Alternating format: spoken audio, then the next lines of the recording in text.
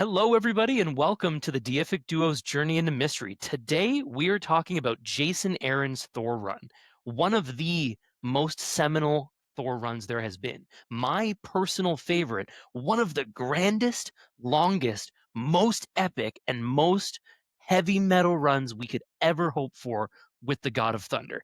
It's the Deific Duo's Journey into Mystery: Road to 800, and I would not want to be here without my brother from another pantheon. Hercules, you are here today. How's it going, man? I'm doing great. This is quite a long road we've been on, but it feels weird to be on legacy number 7 this far into the journey of reading every single Thor comic in chronological order, starting with Journey into Mystery number 83. Way back in the 60s, we've been following the story of Thor month to month through the decades. And here we are now, finishing up one of the most important, one of the best Thor runs of all time. And listeners, viewers, like you heard it there. Like, this is number 7. We have been at this for a while. You can go back, you can catch up, you can read along with us. We're going to tell you what runs we're doing as we go. This has been this passion project for Eric and I for a while now, and we're really moving through it. We even have a special guest, friend of the show, the mighty Ryan is here. He is once again retied to the goat boat, but he's here. Ryan, how's it going, man? I am hyped as hell to Heck. revisit an old friend. Yeah, this I is. mean, it's the best run of Thor. I mean, there's Why not talk about it again? As if we didn't do a whole retrospective on it. There's I there's know, no right? secret how much this one means to us, though. Like, it's the one that made most of us fall in love with Thor comics, right? So like there's a lot there. Like, this is big. Yeah. This is a big one. I'm happy to do it. So Mr. Mighty Ryan, where would you like to start this retrospective? We're gonna try to fill 100 comics. That's how many he wrote about Thor. I have because I have both omnibuses over here. I know exactly how many there were.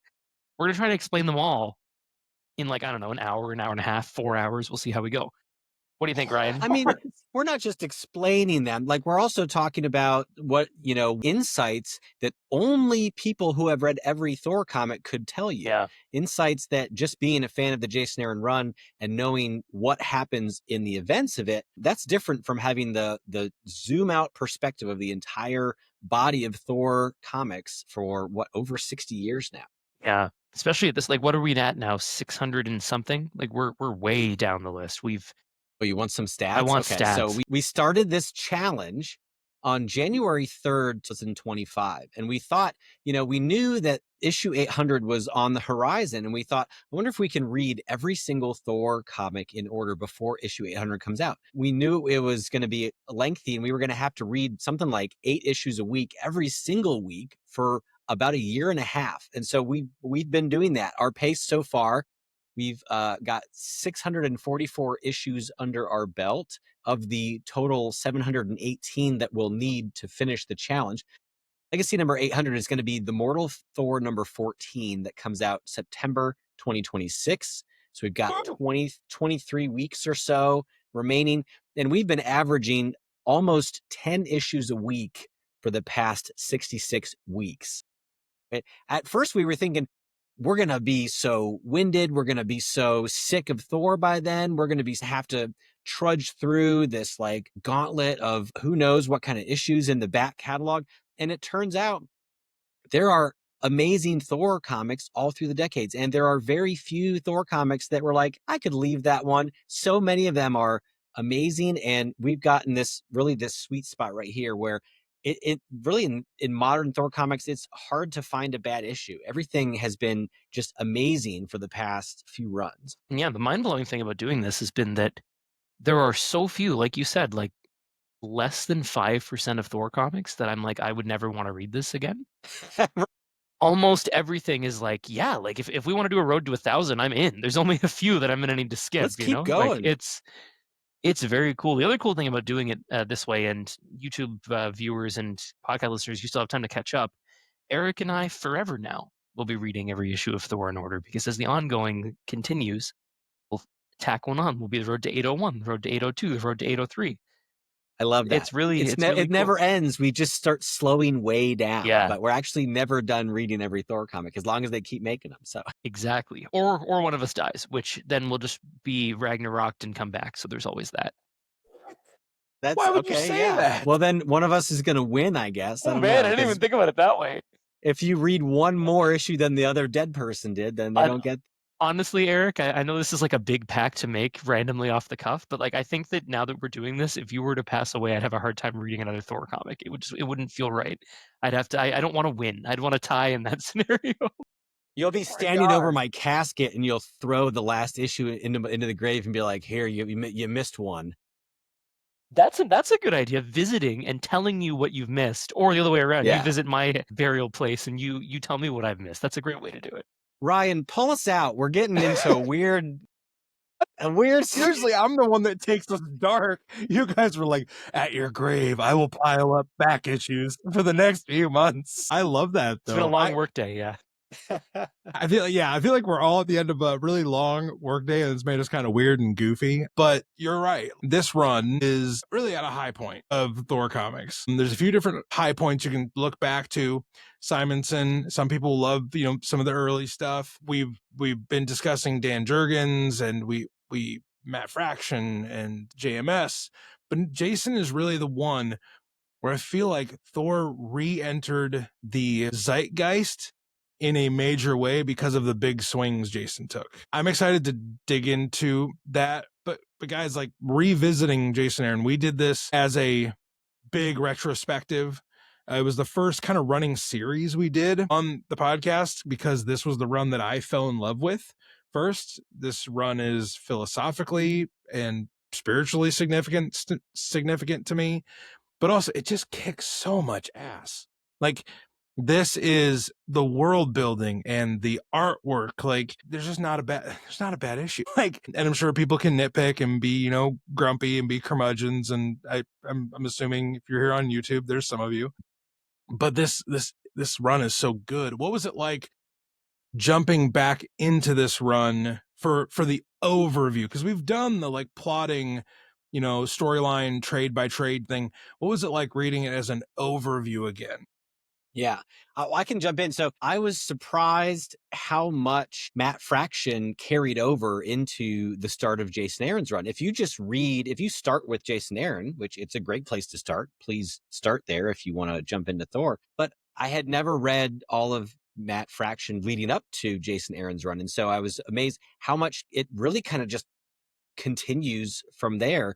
There's Asgardia, there's Odin who's in self-exile, there's Cole plays a huge part in Fear itself and then comes back, right? So there are so many threads where it feels very like it's very intellectually honest in carrying what would come next, and it doesn't just feel like Jason's inventing entire new status quos out of whole cloth. He actually is being really faithful to what came immediately before. And I had no idea until I had reread that, coming back into it chronologically. And that's something that like doing this exercise has been really helpful because the common phrase is that Jason made up a bunch of stuff. He changed the lore a whole bunch. He just took his own liberties with it. And it's because not that many people read Fraction. And if you actually read that piece, you'd be like, oh, he's actually continuing it all through in a really good way. Whereas people dropped it when JMS left, then came back when a new person was on as like a main ongoing restart, right? So they missed like 40 comics in the middle where Gillen was there and Fraction was there, and then Fraction had his own run. So it's really cool to see the threads. And my biggest takeaway was just I was worried, not worried. I thought, every run that had come before has kind of gone better by doing it chronologically for me, to the point that I thought there's no way that Jason Aaron is going to live up to the hype of what I have in my brain of the perfect modern Thor run where it all comes together and the writing is smart and the art is unbelievable and everything goes so well. And I'm so pleased to report that it did live up to it still. It is still number one. And I was just so happy like reading God Butcher again and being like, oh man, it is still the best Thor story ever told. It still It's there. kicks ass. It's still number one. Nothing we can do about it. Like one thing I will say is reading all 100 in both omnibuses, I could feel the length. I think Eric, you'd said this too a bit. Like by the time we got to the end, it was like, yeah, it's probably time to move on. Like Jason did his thing. But I was never at a point where I was like, I'm over this. I was never at a point where I was bored with the issue. You could just tell that like it's time for War of the Realms. It's time to Yeah. finish the King Well, of Thor. Let's and to do be this. fair, Yeah. I was reading, 12 issues a week to kind of catch up. And so I was getting to see some of the Jason Aaronisms in the writing Yeah. style. And so it's like, okay, the especially in like the last few issues, it's like it's a very Jason Aaron love letter to his entire run, and he's sort of closing the book on things. But it's like, okay, there's some signature style things that he does, especially with like very rapid pace back to back world building things, where it's like, all right, now I'm satisfied, I'm full. And I think if I was reading this live month to month as it came out, a month is a huge time to wait for the next issue, and so it wouldn't feel as much of one style back to back. I've pretty much only ever binged Jason. The first time I read it in like 2 weeks. So like this was slow for me over like a month and a half or however long we were on Jason. This was the longest I've spent with it. So I felt the opposite, Eric. I was like, letting it breathe is like, I'm letting it yeah, like breathe. this is so cool to feel like the space between them because I would feel the cycles because of just ripping through it. But like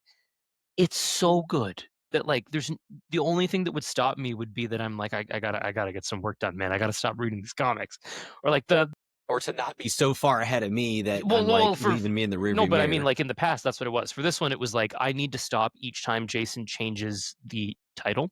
Otherwise, I'm going to leave you way too far behind, and that's not good because I want to be able to talk to you about each thing as we go, right? And this is one of the first runs of the time frame where Marvel was going every 10 to 20 issues we should rebrand so that it gets a new number one and we get more sales. So Jason technically is over like 8 different Thor mastheads. It's 100 issues over the run, and it fits perfectly into our little Deific duo thing. Like 85 of them are legacy numbers, right, Eric? Something like that. Yeah, Maybe I think so. 78, something like that. So it worked out really well.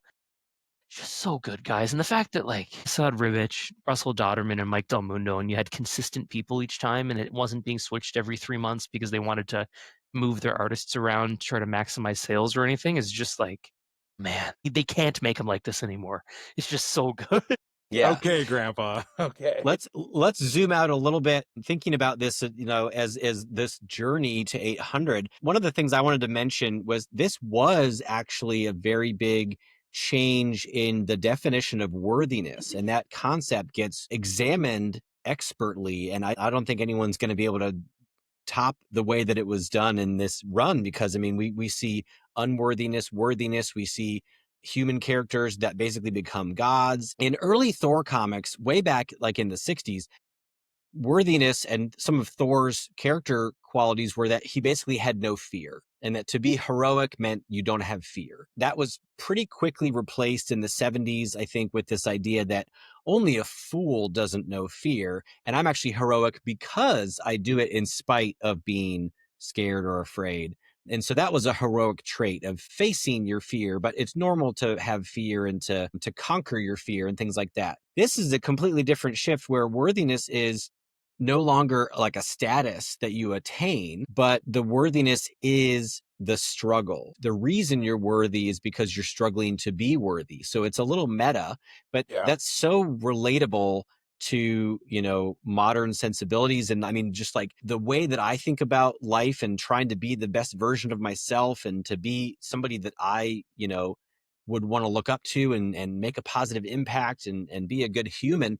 Like I want to fight to overcome my demons. I want to overcome my things that I'm working on in myself. And so I so relate to this idea of, the day I stop struggling to be worthy is the day I lose the storm for good, is one of the quotes that Thor says when he's, picking up the hammer to see if he's still worthy that day, constantly questioning. And it's okay to question, right? That's so different from the 60s and 70s Thor, who's so self-assured, and part of his worthiness is being basically overconfident or Mhm. blind confidence of like, oh, I'm so sure of myself in the face of fear that makes me worthy. Versus this is really validating those thoughts and those feelings of inadequacy, of questioning yourself. And actually, that might not be jeopardizing your worthiness, but you might be worthy because of it. And honestly, like Jason has told us when we interviewed him, and listeners, viewers, please go back and find that if you can. Like he wanted to write a god that he would want to believe in. And the same thing you said there, Eric, that was the key of his entire way into Thor. Worthiness isn't something that you achieve and have forever. Worthiness is something that you need to every day wake up and start from scratch and earn. And at the end of this run, spoilers, listeners and viewers, like he calls himself God of the unworthy. Like he doesn't end with like, I'm self-assured again. I don't got to worry about that anymore. Everything's all I good. got it back. It's fine. Yeah. It's coming to grips with the fact that like that doubt, that fear, the reason that I want to be better and I want to prove to people that I'm better, that's why I'm worthy. And that's why he's special. And we get to see hundreds of gods over the course of these 100 issues doing the opposite thing, murdering people for sport, being overconfident, being overzealous, being like, I'm worthy because I'm the most powerful and you're all peons to me. Those Shi'ar Like gods. the What a bunch Shi'ar of gods, dicks. yeah, and like what Thor does, both Thor and Mighty Thor, what's different is that no, I'm here to help people. I'm here to save people. I'm here to make their lives better, and I'm here to give them something to believe in. And it's really cool to see it defined that way. And it's the reason why if you ask Jason Aaron, hey man, how would you define worthiness now? He goes, I don't know. I'm pretty sure I spent something like 3,000 pages of comics and 100 issues wrestling with that fact, and I still don't even know if I can put it down into a sentence. Right? It's just God, it's so good, and it is not inconsistent with the past either. Oh man, guys, I like. Here's the thing: with a run that we all love, with the sheer volume of comics, I feel like we almost have to talk in big ideas. So let's maybe start off with the most obvious one. At the beginning of the run, we're introduced to one of the greatest modern comic book villains. And even to call him a villain is fair, but a tortured individual in Gorr. I'll just kind of set the table here real quick. Gorr means a lot to me, not because of his cool design, not because of the all black, not because of that, but because of It's what because of the Gorr loincloth, represents. isn't it? Yes, Not it's because definitely he's the named loincloth. after one of the stone men from Saturn. Now, I mean, Ryan doesn't know clearly, that because he hasn't read every Thor comic like us. Yeah. I've read. Oh my gosh, that actually, no joke, Faz. Thor's first appearance is one of the issues I have talked about the most in the years of doing this show, and it may be one of my least favorite Thor comics. I don't think it's very good. But Donald Duck gets it right, though. Donald Duck's Yeah, that issue's better. Donald Duck does get it Donald right. Duck. I wanted to say just about Gorr. Gorr represents so much honesty and so much brutal honesty. And I encountered Gorr at a very important time. So that character will always mean something more to me, more spiritually and philosophically. But just point blank, I don't think we've ever actually discussed this. What does Gorr mean to you? What impression did Gorr make on you when you read him first? What was your initial reception of him? And has that grown from that initial time, or has it just deepened? I'll start with this one. Gorr was the perfect villain for the story that Jason wanted to tell. To the point that you could have stopped at issue 11 or whatever it is, and it would have been perfect, and you didn't need to go further because he is the dark mirror of the gods, showing their excess, showing all the problems with them. And he's right. And making that kind of the crux of the entire, again, like one of the things he says at the end of War of the Realms is admitting that Gorr is right is the thing that makes me worthy, right? And like you need to live every day proving him wrong because gods are not what they should be. And he's so sympathetic of a villain. He's got such a deep and well colored, like the Gorgon issue is one of the best issues of comics that's ever happened. They've done so, One of my so much. favorites of all time. Yeah, we've talked about it a bunch on the podcast. We've told Jason like 4 times. He's probably tired of it, how much we love that one. And it's used perfectly for the story that's to be told to the point that we haven't seen him use that much outside of this run. Because what are people going to do? They're necessarily going to lose something that makes him special if he just appears as a villain in a one-off Jean Grey comic, which would never happen. No one would ever do that. Eric, what do you think? Okay, well, so I mean, my take is similar but different. So I think that Gorr, his backstory, definitely you sympathize with the suffering that he went through, but somebody could come out of that and they could just decide to be, atheist evangelist, and he could go on a quest to like convince people to not believe in gods. You don't have to murder every god in all of time and space. That's a revenge quest. And also, as he's doing this over time, he's doing it like sort of by hand. And then it turns into, how can I do this better? How can I do this faster? And it takes a very Thanos arc where the natural conclusion to murdering one god at a time is to somehow go on a quest to figure out how to do it more efficiently, like Thanos does with the snap, right? So they all have a very it's almost like a thought experiment. They all have a very specific solution to their perceived problem. And then their whole MO is just pursuing the most final, most absolute means to that end that they possibly can. So it's very entertaining, but I don't know if I don't know if I sympathize with him too much. He's doing it in a very, distorted, perverse, Thanos-y kind of way. But, the dude's, he's had a tragic life, but You can understand Well, that you can't forgive it, right? Like you see how he got to be how he is, but it's like you aren't rooting for this man in any stretch. right. No, yeah. no, to empathize with him as a tortured, traumatized soul is one thing. To be like, Gorr was right. It was like, no, Well, Gorr. Gorr was right. He was wrong in what he No, was no, doing.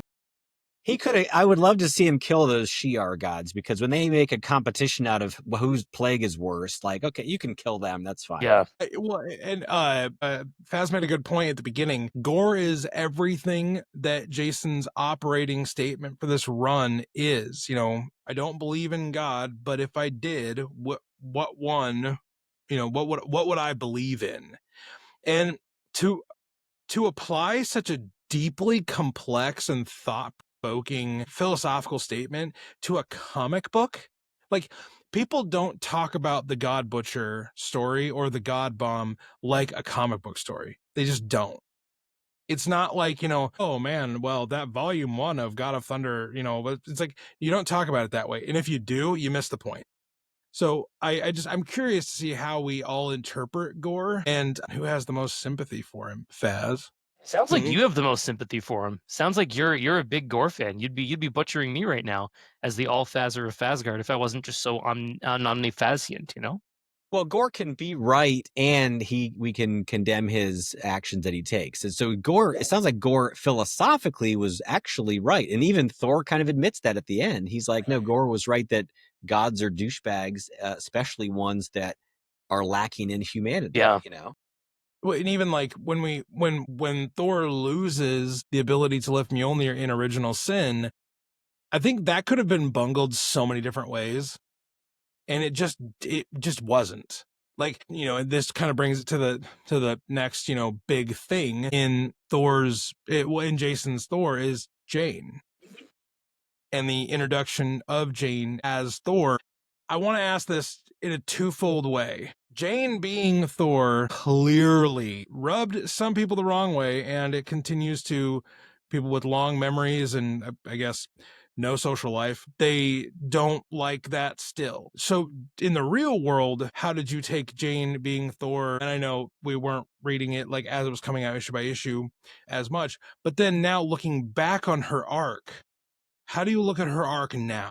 Well, for me, I want to abstract even further and talk about what Jane means, because when I go to Comic Cons, Jason Aaron is often at the cons I go to, and when I'm in the line for Jason Aaron, there are so many women that say these comics got me into comics. These comics got me into Thor.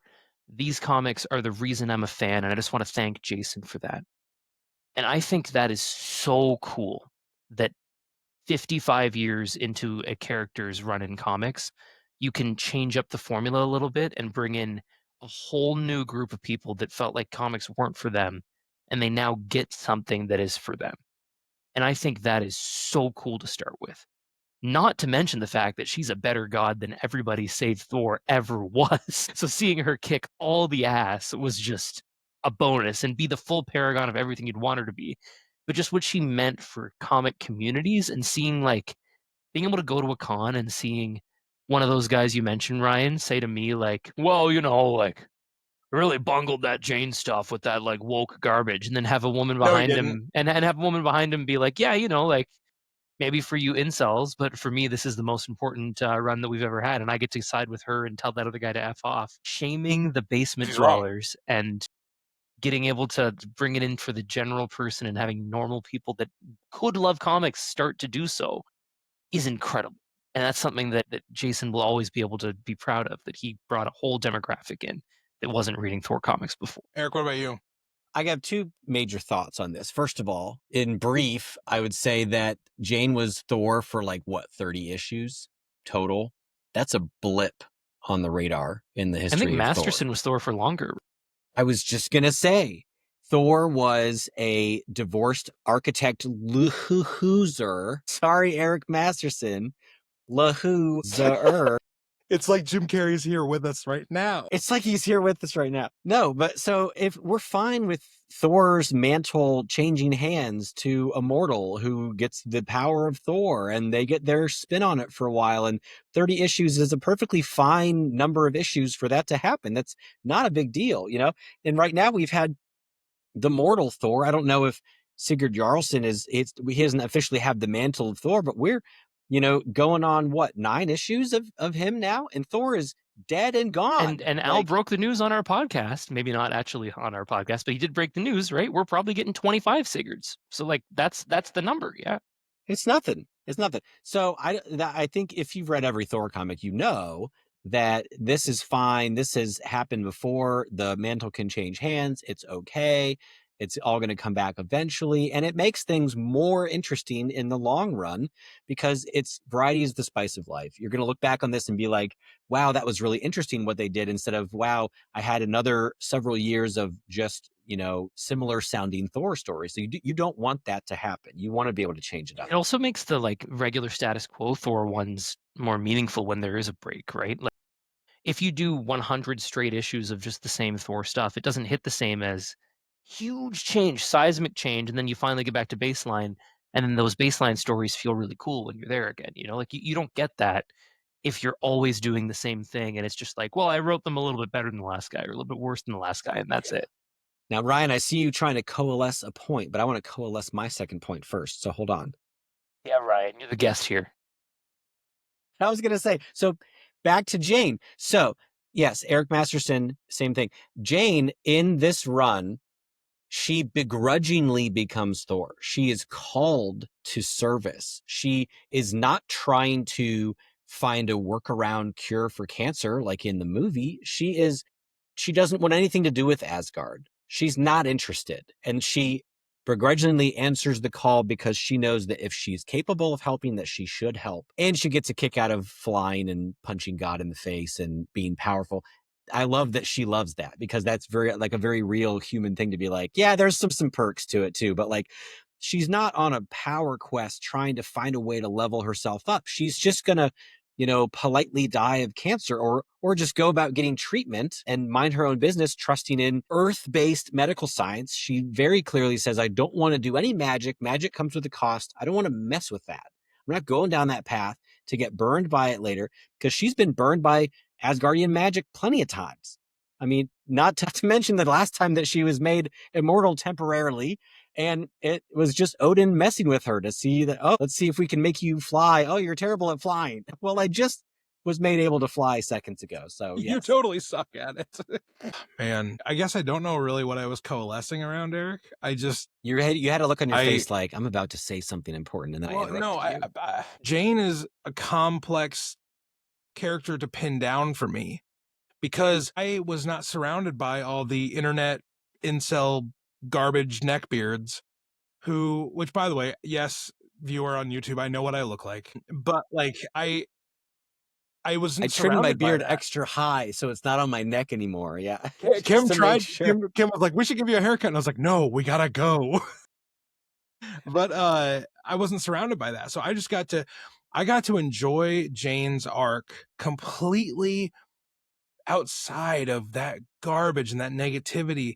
And I saw this beautiful character grow in what Eric said, like challenging her own personal suffering, but seeing the suffering of others and being like, I know I've seen Thor be Thor for so long, and if I can do something, I should. And there's so many points of her story that there's so many points of her story that, give me goosebumps just thinking about it. And then she also has badass moments, like the way she fights the frost giants, the way she fights one of my favorite characters, Silver Samurai. Like, that is awesome. The way she takes on the Shi'ar gods, like Eric has mentioned. Mangog, War Thor. Mangog. Yeah. Plus she's ripped. Yep. It's great body positivity because she's jacked and she's not afraid to have massive arms. And honestly, like awesome. Russell Dodderman was the perfect artist for this run. Like, just like you couldn't have picked a better fit. The same with like Assad was the perfect artist for the first 25. Coipel was perfect for Unworthy. Del Mundo was solid to get us to War of the Realms, and then bringing Russell back for the big conclusion was crazy. Like they hit. Whoever the editors were here, was it Will Moss? But yeah, You know, come like on. that guy. Hopefully, He's the owner.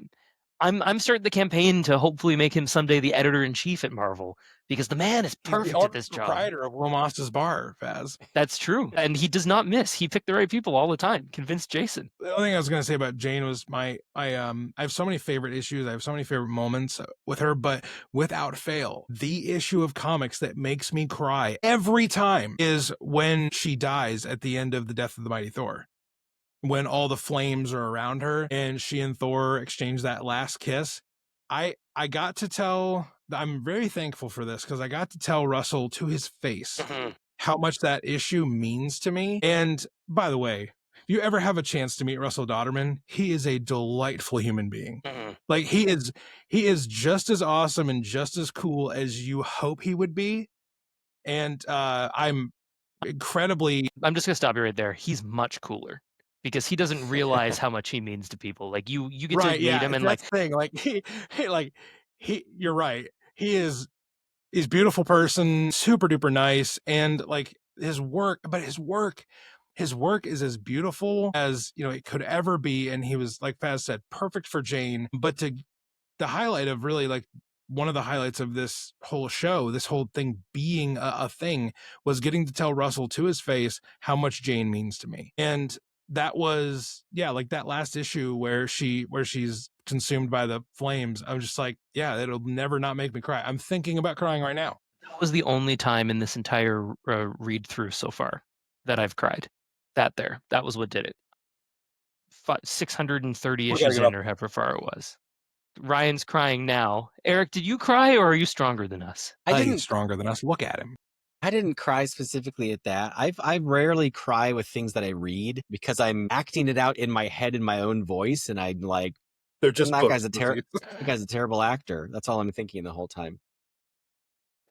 You're like to myself. Hey, you're like, I didn't say that line convincingly enough, and then because of that, there's no tears coming down. Yeah, guys, is there anything else about Jane that we maybe need to say? There's 1,000 things we can say about Jane. I think the lore wrinkles that get added are really cool. Like right at the beginning when Thor's like, well, it never flew for me like that. And Mjolnir does things that it had never done with Jane. And they keeps those things. Like Thor can do them later, right? Like the little pieces and the little building blocks. And you can really see, like, when you've read every issue of Thor, and that's what this is about. We got to keep bringing it back to that. You could see, like, oh, where was Mangog up to for like 150 issues? Oh, we found him. We have a place for him that makes sense, right? Or what's going on with Odin? Oh, here's what he's doing. And like Odin gets a lot of hate during this story for being such a sexist douchebag. But like, it makes so much sense for the story that's being told. He learns the lesson. He learns to become above it, and he like apologizes and makes it up to her as best he can. And that's really cool to see. Herc, I see your finger go up. Yes. And when Odin comes back at the end of Fraction, he is pissed at his son who's gone soft. And he's like, y'all need to be, man up and be more, aggressive and hegemonic. And so all of a sudden, that's a double word score right there. And so, let me tip my glasses. Hold on, so guys. Odin is canonically a dick at the end of Fraction, and so it's very clear that it's just the continuation of that. It serves the story really well. And yeah, it gets a little more exaggerated and like on the nose, but like it was there ever since he came back in Fraction. And it's the exact example of like, if people read Fraction, they wouldn't be like, Jason did this crazy heel turn with Odin. It's like, no, it was like the culmination of a 30-issue arc before this started. And then from there, he continues building and going until it explodes, like bringing Cull back. Like all the stuff that happened is like, this is just the logical next step for the character. And the fact that people feel like he did a heel turn and character assassinated, it's like, have you been reading? Because if you were reading, you probably wouldn't feel that way. Ryan, you're about to explode. Are you okay? I said heel turn twice. Heel turn. And as a wrestling fan, that makes me happy. I'm also I got it now. There's two meanings, because you could literally like plant your foot and turn your heel, but also a heel is like antagonist, and so a turn would make him the face, right? Yes, exactly. This has been Anyway, Wrestling Talk's Journey into Mystery. Yes, Okay, which Jason Aaron would appreciate. That's 'cause true, The good dude point. is a wrestling sicko. that's right. The only thing he loves more than that is God Police Yes, and Space Sharks. Can't forget Accurate. Space Sharks. Yeah. sharks, all kinds of sharks, lava sharks, space sharks. The God Sharks and Police is the Police. greatest limited series we didn't get. We got like 3 pages. I don't of know. it. What about Thor the World or whatever he was when he was like a full He was like a planet for a the page. God yeah. Planet. Yeah. I feel like that would be interesting. The World Forge, I think, or something like that. Yeah. I was going to say just a couple quick hitter observations. We did get full on bug wars in Muspelheim when the fire demons are riding giant hornets and like flies and stuff like that. I'm like, okay, this is a page right out of Bug Wars. You could see he was like itching to do bugs and was just like, let's get some bugs in there. Lava bugs. It's fine. Yeah. This would have been years before Bug Wars was even a thing. You can also get the feeling of like Jason has this thing where he likes to put a hat on a hat on a hat on a hat to really power people up. Absolutely. And like when you read the whole thing, you can like the climax of every story is like, what if I gave this guy 4 other guys' powers versus another guy who's got 3 other guys' powers and 4 is bigger than 3? Let's go. And then you get a huge smash him up. And he did it. It worked for me every time. There was never a time that I was like, oh, okay, so now we're giving the Venom symbiote to this person, and we're doing that, and we're doing this, and then Thor's got a new and they keep doing it through. Like it always hit, but it was funny. Like reading all the annuals and things, you could see each time that the Necro Sword passed to other people in the future, and you can see like he just wanted to write Ego the Necro World. He just wanted to write Godzilla the. It's a lot of what ifs Yeah, that are just all rolled in there. Yeah. Galactus the like butcher of worlds. Like he just had cool words he wanted to say. Loki the all butcher. Like he just wanted to get there. Yeah. It's like he was playing a game of Mad Libs with himself. Yeah. Because he kept on doing it in his Avengers run. Yeah. Like he gave Moon Knight the friggin' armory. Like he gave him everything. Yeah, well, because like, it was you a have the big power of full the moon, Iron man. Fist, you're the Ghost Rider. Also, you control Mjolnir because it's a moon rock. But Special you didn't know moon. that. Yeah.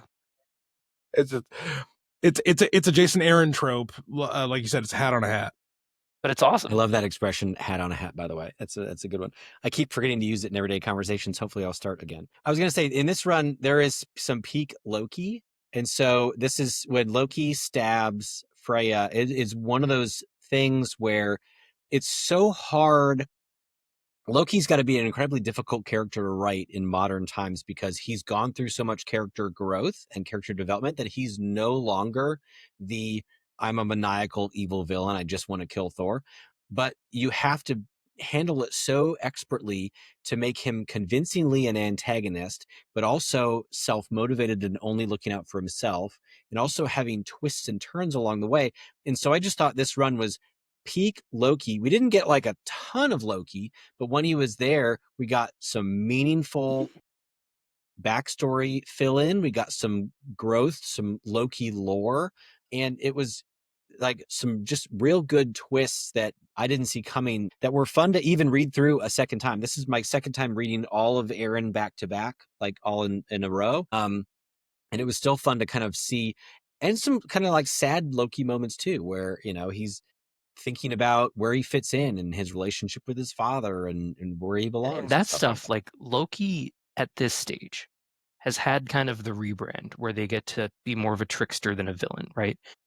But some people really want them to just be the villain, and Jason has Loki struggle with that. Like you see them go like, am I just a problem? Like there was the whole equal thing in the fraction run, and it's like maybe I am just evil, and it's like no, I'm not. I'm trying to be better, and how can I do the right thing? And you see them do the wrong thing. Like you see like I can save Freya by stabbing her now and putting her to the point of death, but she's not dead.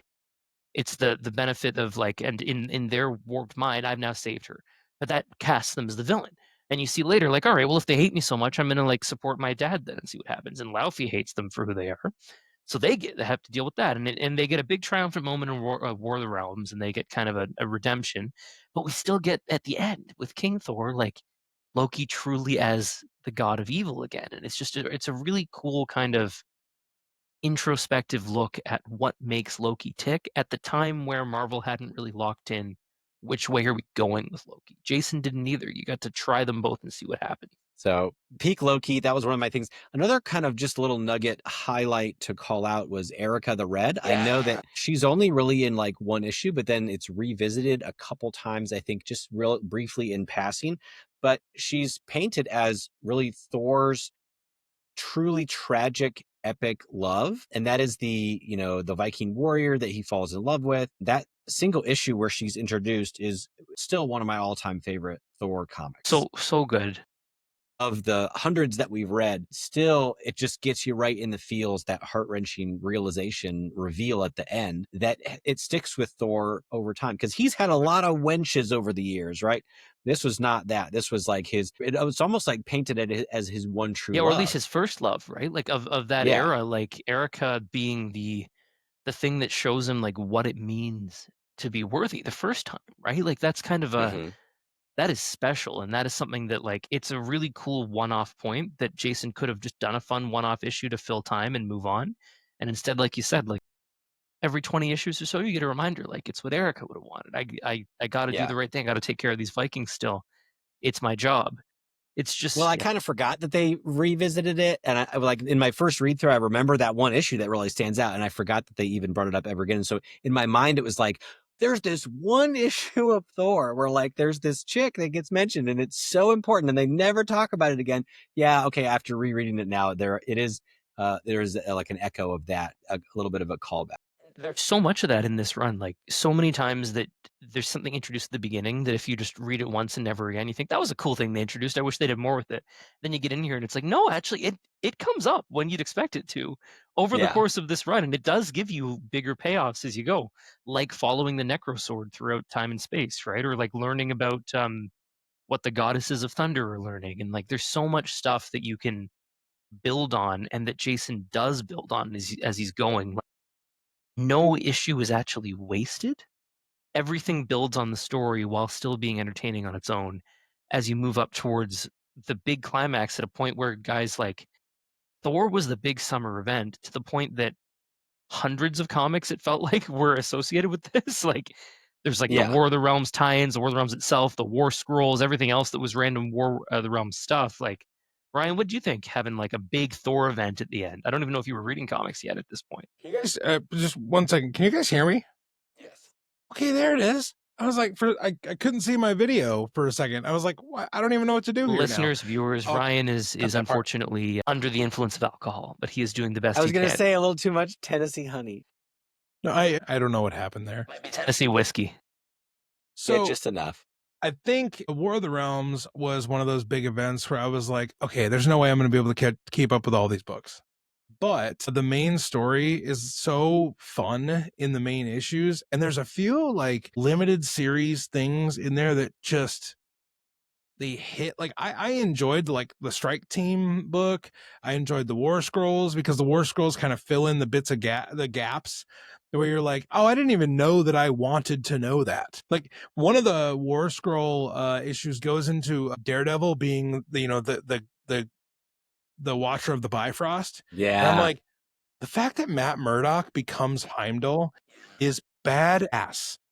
And I love that little stuff, Cap and Spider-Man going to Jotunheim and fighting frost giants. I'm like, okay, sign me the F up. And Spider-Man being like, "Why does everybody else get a weapon? Why am I just again? Why do I have a shield? Having a shield is He gets like a helmet yeah, too. he gets a helmet and he a looks shield, like, and he's like, anybody who goes to a fight with just a shield's an idiot. Oh wait, sorry, Cap. Well, and honestly, the adventures in all the other realms throughout the war that isn't Midgard and it's not Asgard proper, it led to, sounds crazy, but like it led to my favorite Punisher story.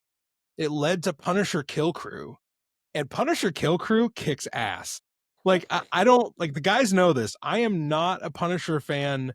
Like anytime I see a Punisher logo on the back of a truck, I'm just like, that guy's never read a Punisher comic. But like it led to that limited series post War of the Realms, and it's very enjoyable, and it has a lot of Asgard lore in there. But anyway, I loved all the little tie-ins, but the main story is so good. yeah. It is so good, and it gave Malekith the glow up to be a universe level threat that I hope we get from Hela and Queen in Black.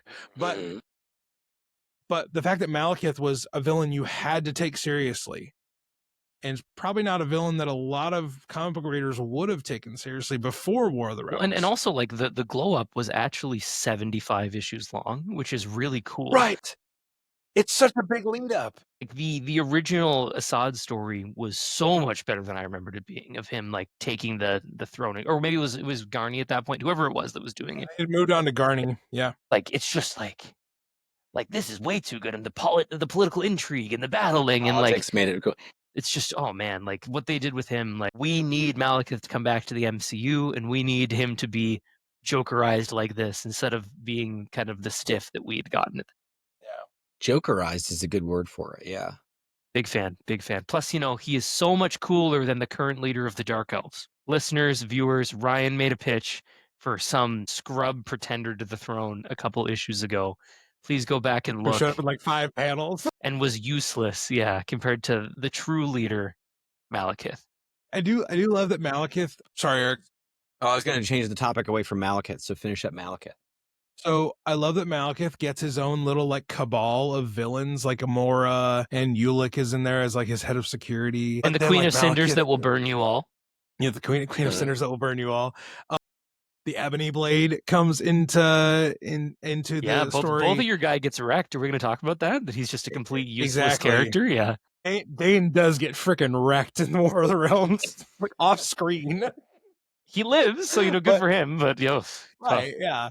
But he also gets Malekith gets a flying tiger in this story. Like, and that's like a tiger with wings might be one of the most Jason Aaron ideas I've ever heard. And it's like giant white tiger with wings. Let's have Malekith ride him like he's a horse. Yeah. Sure. That was my why mount not? in World of Warcraft, so it makes sense. Yeah. So there you go. I cede the floor to you. Well, I Eric. was gonna ask, because I wonder if you all can help jog my memory. This entire Jason Aaron run, we don't get a lot of Sif. Am I mistaken? There's not a lot. Yeah. There's some, but it's not like the last couple we had. There was a lot of like, She gets a bigger arc in Fraction, Yeah. where she actually gets the lead in the Journey into Mystery parallel title that's happening towards the end of that, where we get a lot of Sif, but then there's really not a ton in this run. There's a lot more like Volstagg. Volstagg really of Thor's friends. Volstagg really gets the glow up. Well, because he got picked out during JMS's run. He was a standout character because he was the one who was unintentionally instigating stuff where his buffoonery He starts Was- the siege event. starting Yeah. the siege. Yeah. well, I mean, Whoopsie. he was tricked into starting Siege. It's not like he just bumbled Yeah, into it. well, Yeah. yeah. The UFOs started it. Yeah. Well, Norman Osborn started it. But can I just make one last thing about War of the Realms? No, go ahead. If you are able, listener, viewer, however you are enjoying this fantastic episode of Across the Bifrost, go see if you can find a copy of The Art of War of the Realms. It is a fantastic companion piece. It's all of Russell Dodderman's like behind the scenes stuff of the lead up to it, but then there's a bunch of like character design stuff. I have mine thanks to just all around good guy Joe Sabino. So, but it's a great companion to read the run with. So if you need even more behind the scenes stuff, that is where I would recommend you start. Just a little plug there for that book. That is a good plug. I have a general big thought thing. If this is the good time for that, Eric, if I can bring that in. Yeah. Show us Bring your it big in. thought. Something when I Just big finished Jason, I said this to Ryan, and I might have said this to you too, Eric. The thing about Thor's run here and what he was doing to show that he was going to be a worthy Allfather is kind of the status quo that Al Ewing was hoping that Thor would have, where he's Allfather through his deeds. He's in every realm, helping everywhere he can. He's answering prayers everywhere. He's not sitting on a throne and doing throne stuff like sword and sorcery style, like fights up there. He's out in the world saving it. And it's crazy to me that everybody says you can't do Thor like that. He has to be an adventurer. If you make him king, it doesn't work. When Jason just did it for 100 issues and it worked really well. It's like exactly what Al's having Magni do in the present day. And I would have loved to see it continue this way. And I get that Donnie had a different pitch and went in a different way. But like, man, this set up the status quo exactly how I wanted it to be before it was taken from me. Much like when they did the Thor is finally going to marry Sif. Just kidding. He's got Warrior Madness thing. Yeah. I'll agree. I agree with your premise there. I think that some of my absolute favorite Thor moments in the entire back catalog of Thor comics in all of history are when he's answering prayers. I love when he, creates lobsters in the ocean and saves a guy from killing himself for the insurance money. I love when he brings the extinct fruit to the prisoner who's Oh, that's on so death good. row. Some of those moments are really, really stick with you. And the idea that he can hear prayers and bothers doing those kinds of things. Jane does that too, taking, cancer patients who are about to die, flying over the ocean to see whales and stuff like that, and then having them die the next day. Like, that's amazing, and that they bother taking the time for even little small things like that. And Jane actually gets, that we're back on Jane again. Jane gets exhausted because there's so many people that need help. Really reminds me of Superman. I was going to say, I've been reading so many Superman comics. This was like, Jesus, these are my two guys forever. Yeah. He can hear everything. So Superman's not hearing prayers. He just has super hearing. Thor is basically answering prayers across the world, and there's always somebody asking for help. And so they have to go answer the calls. Yeah, no, it's yeah, I forget there was a second part to that I forget, and then Ryan had something insightful to say. Well, I was just gonna say, like, the way Jason's run and wraps up, like, I don't technically, guys, don't we end with King Thor? Yes. Yeah, but I'm talking more the present day, like he skips his coronation to help people and stuff like that. That's the status quo. I'm just pulling out stuff I pulled out all my Jason stuff from my library, besides the single issues. This this last volume, the War's End comic, this is one of the most underrated Thor like stories, I think, because you're like, oh, War of the Realms happened and Thor's, all father again, he has to be Mjolnir again, yada yada yada. Like, what would I need with an epilogue? Like, this comic is the pathos. It's also the best cover of maybe the entire run. It has been recreated by someone on this episode. Yeah, somebody should make a cosplay recreation of that. Oh, wait a minute. And someone should show it to Mike Del Mundo. Wait a minute. But just like, I'm just saying, like, don't sleep on the end after the big climactic battle. War's End is a phenomenal volume of comics, and it has one of my favorite pages in all of Thor comics. I'm trying to find it real quick. I should have it earmarked, but it's the one where Thor is helping the pastor in Mississippi rebuild his church. Yeah, that's a good one. He's using his hammer like a hammer. Yeah, like a hammer. It's so simple. It's a weapon for destruction, and it's a tool to build, guys. Come on now. It's a beautiful, I never get tired of talking about that page specifically. Here it is. Yeah. I never get tired of talking about this page. It's some of my favorite dialogue, some of my favorite things, because it proved that Thor was, like Faz said, and like Eric's been alluding to, like, it proved that Thor was going to be a different king. Mm-hmm. And that's why, like, when we read the Magni stories that Al is doing, it gets me so friggin' hyped for maybe what Magni will do in the future, because those are the kind of stories I was so ready for. After this, Thor being a king, but being an active, hands-on king. I feel like this volume is the culmination of Jason's operating thought. And that's why I'm just saying, don't sleep on the end of the run. While we're sharing favorite pages, this one's my favorite page, viewers, listeners of the run, the reforging of Mjolnir. Anybody who has the benefit of having the artist proof of this, the one-of-one original art, would be a very special guy. I say that obviously because he's a special guy. Because I have it, and it's amazing. It's the culmination of Mjolnir being destroyed and all that kind of stuff. So, that's my favorite, Ryan. Yours is cool too. It's a beautiful, for other reasons. Beautiful piece.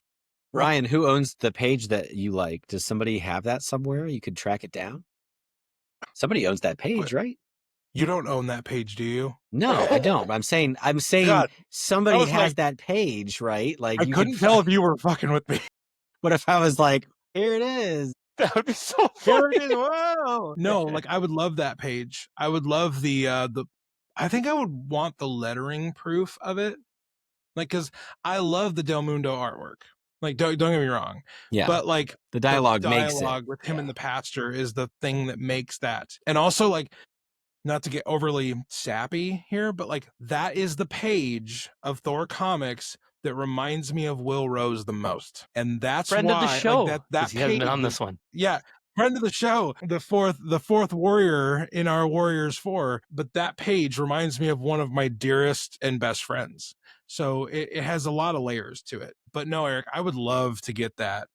Like, I don't know if I'll ever be able to afford Mike Del Mundo artwork, but all these artists that worked on this run of Thor, they've kind of moved beyond doing interiors. Have you noticed that? Yeah. Like, Assad did a Eternals series a few years ago, and I don't think I've seen. Well, didn't he do a Namor one with Jason a few years back? I don't know. So. Maybe I'm just talking out my ass. Yeah, I would love that. I don't even know if he does original art that way or how you would get a page from Mike, but man, that would be cool. Yeah, I bet he has his dealers have dealers. I'll bet. Yeah. But guys, how do you want to end this conversation? Because I feel like Jason is a hard one to put a cap on. I think we should do some final thoughts on where it stands. Like, to me, everything that came before led to this. We had comic runs that were classic. We had comic runs that bridged the gap from classic to modern, like Jurgens. We had modern runs that were great, if incomplete, like JMS. We had comic runs that were really cool and experimental, like Gillen and Fraction. But to have a quintessential run where someone can start at issue 1, understand what this character's about, and go through 8 whole years of comics and get, this is what Thor is. This is everything that you need to know. You will be enriched by doing it all, and you should, because then you'll be able to talk to Eric and I, and we'll have a kindred spirit going on. But this run is Thor, and it's redefined the character forever, and everything reverberates from it as we go. And it's the only one that I own 2 giant omnibuses for, the only one that I have tomes for, and I think there's a reason for that, and how much it means and how important it was. Beat that, Herc, with your wrap up. I mean, I'll just say that it's a good thing that Jason Aaron is fantastic at writing comics, because yes, he gets it, and it defines the character. It defines the run of, not just his run of comics, but it captures the essence of everything that came before it and everything that you need to know about the character. That's why it is the definitive jumping on point, because people don't have time to start with Simonson and go all the way through. Right? People usually start with Aaron and then they go back and read Simonson once they're sort of caught up. I would say that just, it's amazing how faithful Jason is to comics. He's a comics writer. He's a comics kind of guy. He gets it. He plays with the style. You can tell he's having fun with it. He takes some big swings, but he's also he's like a bread and butter comic book writer. There's individual issues where they're just fun. They can be a little goofy. Not everything has to be a giant meta commentary on religion and faith and worthiness. There is that, but there's sometimes a giant centipede flies out of Thor's mouth, and that's fun too. So many you know what I mean? that. And that's fine. And so it's good to change it up. It's good to, always keep them guessing, Jason. It's it makes it fun. It's entertaining. And sometimes a giant centipede comes out while you're doing your metaphysical discussion of whether gods and whatnot are a thing, because it's all about, there's a good amount of wit, there's a good amount of jokes, and they keep you going while going through the deep stuff. Mm-hmm. Exactly. So great combination, keeping it fresh, keeping it meaningful. You laugh, you cry, you have a good time, you buy more comics. So it's good stuff. Beautiful art too. Okay, Ryan, good luck. We've given 2 great capstones. I couldn't agree with what Eric said more, because I don't think I've ever thought of it that way. That Jason is my own personal tweak on it, is he is a comic book writer's comic book writer. Would you call him a comics are fun guy? Because we've been he said it better than I did.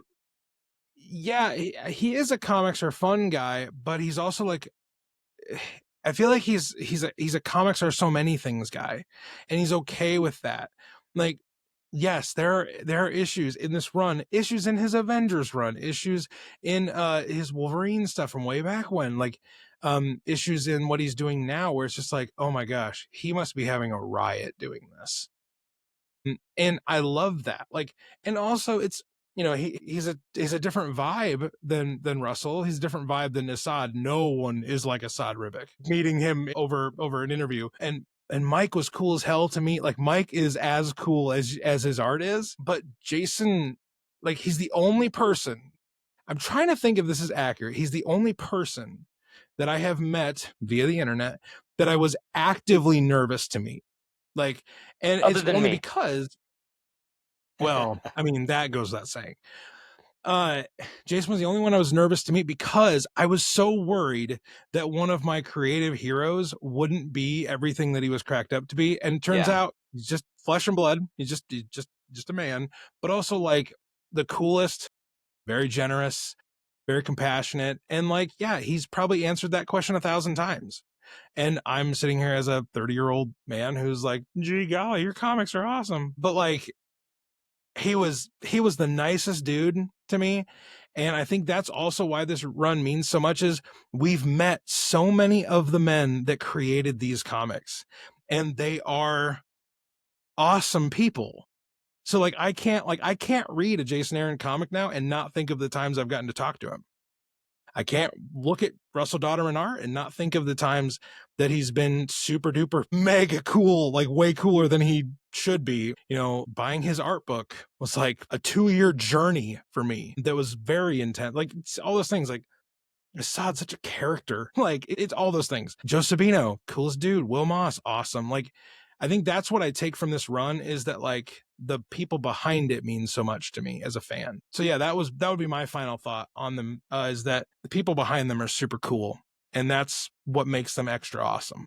And the stars really align, and the you got to think of the serendipity of having all the different pieces come together at the right time that makes it something that's going to be nigh impossible to top, because you can plan as much as you want and still things might not work out or hit just right, or the combination of things catching on in the media and pop culture. And again, like Faz said, it really catapulted Thor back into the zeitgeist. And whether somebody was talking about it because they didn't like it or they liked it, or just because it was newsworthy for the character of Thor, you got to think this was a shot in the arm that stretched his relevance for another couple of decades at least. Yeah. Bez, you want to take us out? Yeah. Let's do it. So guys, this was a long one. Also, please like, please subscribe, please comment, please share. Please, if you like what we do here, consider joining us on Patreon. I'm not going to put too much pushing in here because we are an hour and a half into the recording. And if you're still here, we love you guys.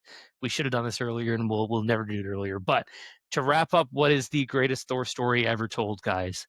Whether you are defeating the dark mirror of yourself, showing that you're the greatest god that ever lived, hanging out with your early and late self, which we didn't talk enough about, how genius it was to tie all the things together to defeat a god Yeah. butcher. Whether you are having a centipede jump out of your mouth, whether you are trying to defeat your new arch enemy, but you can't because he's better at politics than you are, whether you are losing faith in your own abilities and becoming unworthy, allowing somebody new to take charge, and whether you are unworthy and watching them, or whether you are that person who's dying of cancer but still trying to do the right thing, whether you are fighting against unjust gods, whether you are battling the man god, whether you have a loving and portly friend who is now much more jacked, named Volstagg the Voluminous, and you're trying to bring him down from his scary, angry level, whether you are dying to save the realm and not being there to help with the War of the Realms, but your father-in-law has a change of heart and helps save your life. Whether you are a god of thunder reborn, realizing that you don't need the hammer to make you worthy, you're just worthy, baby, and you're going through the fight. Whether you realize you're a blacksmith, just like your dad. You can forge Mjolnir, you can rebuild it, and you can defeat that arch nemesis who's better at politics than you, but now has a venom symbiote, which means you can hit him real hard with that hammer. Whether you are at the end of time, restarting the universe and being the spark that keeps everything going and is the reason why people pray, and the ultimate person that you try to build towards, you got to do one thing, dear listener, dear viewer, and that is to stay worthy.